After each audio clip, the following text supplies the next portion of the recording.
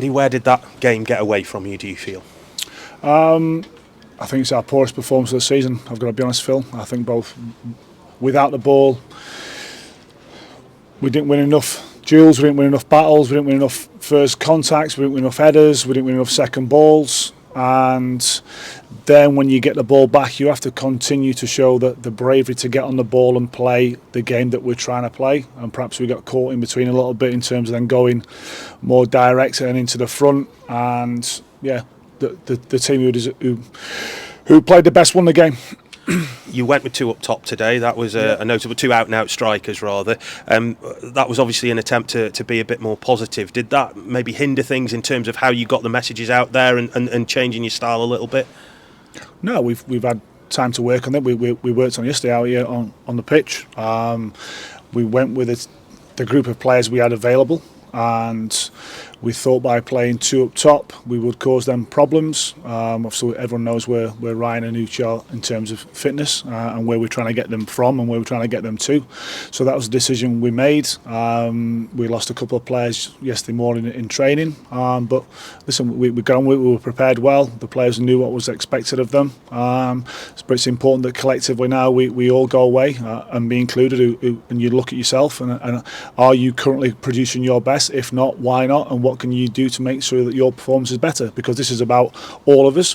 We are in this position. We all have to do something about it.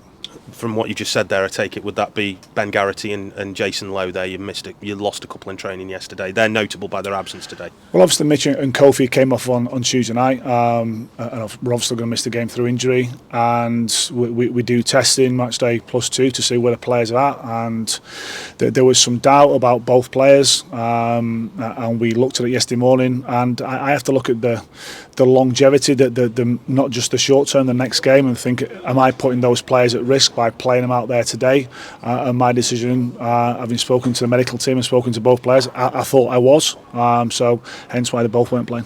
You took the lead in the game. That was obviously a breaking a bit of a duck after so many games without a goal.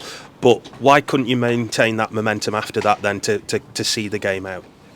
I think if you look at the goals we conceded, they're both really poor goals from a long throw and a wide free kick, and we don't win the first ball in the box for the long throw, and then Longy's got time then to turn and get his shot away when we've got to get closer in the box, and we've got to make ourselves bigger, and the ball's got to hit you from the shot. And then the second goal, we don't defend the first ball from the wide free kick, we get beat in the air, we have an opportunity to clear the ball, we don't, it lands again in our box, and then we close the ball down, and there's a deflection and it loops over Connor, and we find ourselves 2-1 down.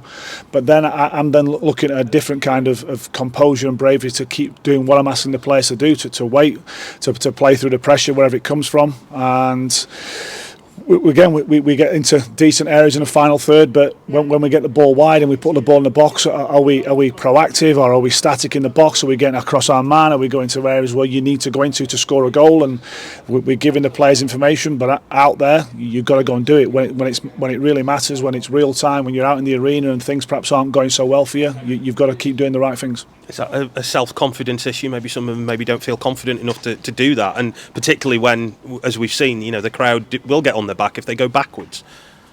Listen, we want to look to play forward first and foremost. Is there a forward pass on? If there's a forward pass on, play the forward pass. Break a line, receive on a back foot, look to play forward again. If that ball isn't on to play forward, I don't want us to play forward for the sake of it. I want us to recycle a ball and look for another opportunity, and that's what we'll continue to do.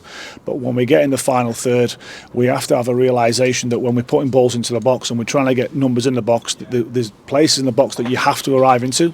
If we're crossing the ball for you have to get across the near post. That's the area you're going to score from, and we're not doing that consistently enough. The crowd were unhappy at the end. They were unhappy throughout the game. Can you understand that? Can you understand where they're coming from at the moment?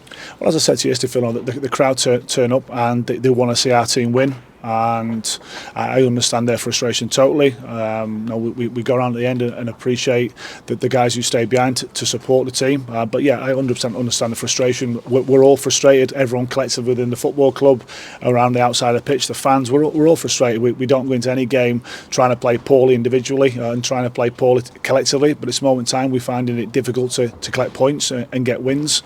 But as I say, I'll look at myself first and foremost. I've asked the lads to do exactly the same thing. and look at themselves. Are they doing it? Are they doing enough? If not, you've got to change something. So. How do you deal with the pressure that will inevitably go in your direction? Because, you know, fans will start talking about the manager in these situations. How do you deal with that? Well, fundamentally, Phil, I've been in the game a long time, and I've been in these situations before. Not as the manager, obviously, but as a player and as assistant manager. And when you're on a poor run of results, you look at yourself first and foremost. Am I doing enough? What am I doing? But I understand the game, and I know what it is. But I also know from the club's point of view what we're trying to do. Ultimately, managers get judged on results. I know that, and at this moment in time we're not producing results, but we're looking over the medium and long term and developing players and developing a style of play, and that's what we'll do. Is it more of a, for you, looking long term then rather than the shorter term? Because, you know, people will be unhappy with the results at this moment in time. For you, is it more of a long term thing? Listen, it's about, from the football club, it's a medium long term thing, but you have to try and pick up results along the way. Of course you do. I'm not that naive and stupid enough to think about, if this run continues, the noise around is going to grow. I get that. I'm not stupid, and I will cope with that. The football club will cope with that, and it's my job to look for solutions to the challenges we've got currently, and support the players as I'm trying to do, but also demand of them. When you go out there and you have to go out and perform, that's what we're all here to do. Just to quickly look at Tuesday, it couldn't be much tougher, could it, against a side that's unbeaten? They look like they're scoring goals for fun at the moment in time. It's another challenge, but one that I imagine you'll need to respond to after this, won't you? It's a challenge we'll relish. It's an opportunity to get to the last eight of a major cup competition. So yeah, Mansfield, as you say, are on a really good run. We've got obviously history with them a couple of seasons ago, but yeah, it's a game that we'll now focus on. It's important that the guys recover from this one and look at, say, their own performance and us collectively, and we'll go there fully prepared for Mansfield. Can you kind of, I won't say put it out of your head, but is it much of a cliche of it being a cup game, so you can put out league form out of your head a little bit, because you've done all right in the cups this year? We've done really well in the cups. That's why we've got to the last 16 in the Carabao Cup, and we're already through to the next round of the EFL. But listen, ultimately you're judged on your last performance, and our performance today has not been good enough, and we have to look at ourselves, and then we'll look at Tuesday.